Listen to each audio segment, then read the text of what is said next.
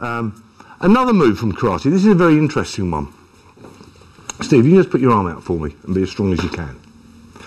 Now, if I try and pull down on Steve's arm, it takes a lot of energy for me to do that. You can see that. And try this yourselves, okay? Now, if I put pressure on here and come within, we'll call it its aura for a minute, okay? And I bring this energy down. Are you ready? Be as strong as you can. It loses all its strength. Use this on your training partner. Just tense up.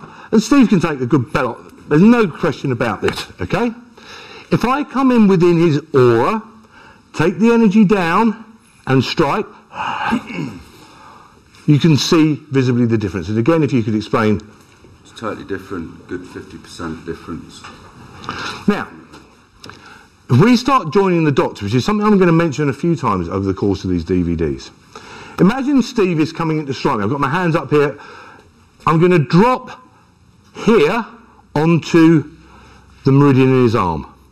We already know that sparks up his body for the next 2-3 moves, okay? I'm also going to start bringing his energy down, which is what I'm doing with this. My next strike then again becomes amplified time and time again. Now we see this in karate with a pressing block. This is going to come in, the nukete comes across and strikes.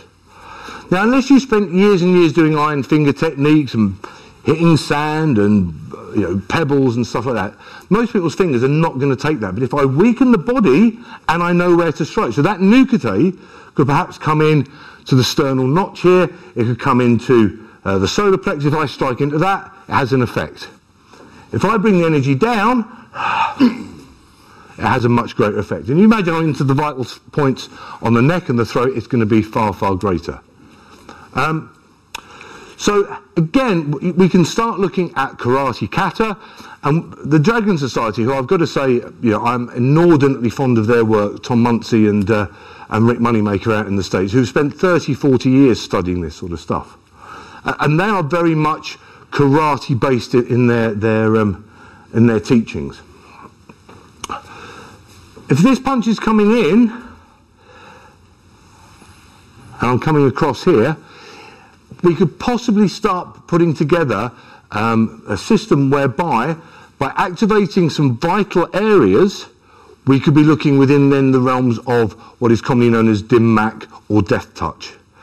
That's really a Western interpretation. I think that the more literal translation would possibly be energy interruption. And if you can imagine, on that very first move we did, so the punch is coming in here, I've come here, I've struck. Now my follow-up punch could well be coming directly up his arm, under the armpit here.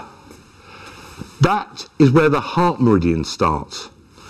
So by striking this hard with the right weapon, which we're going to come on to in a second, here, there's a very, very good chance that that electrical signal going to the heart is going to cause some form of arrhythmia, or it might even stop the heart there and then. Finished. Now obviously we don't want to do that. I think one of the reasons why points are so precious to me, and the whole of this meridian idea is this.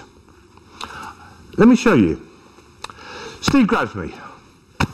Now, in our training at the dojo, we have a violence system. So our first sort of degree of violence, and I call it drunken uncle at wedding. Now, I don't want to smash him, I don't want to break him, I just want to take control of a situation. And tell me of a party you haven't been to or a wedding where something doesn't kick off, okay? Now, by using some of the areas within here, I can just take this up, lift him off, and back off. I can even come to the outside of the arm and pinch this and take him off. Now, that is inordinately painful. I mean, it really, really is. I remember the first time someone did this to me, and the point I'm looking for here is just on the inside of the elbow. And there's a whole collection of nerve clusters there. So, Steve, you could just roll that up for a second. So I'm going to take this and I'm going to pinch here. I'm either going to lift up, here, take him off his toes. If I need to, I'm not going to push him away. Or I could come here and take it downwards. Now back off.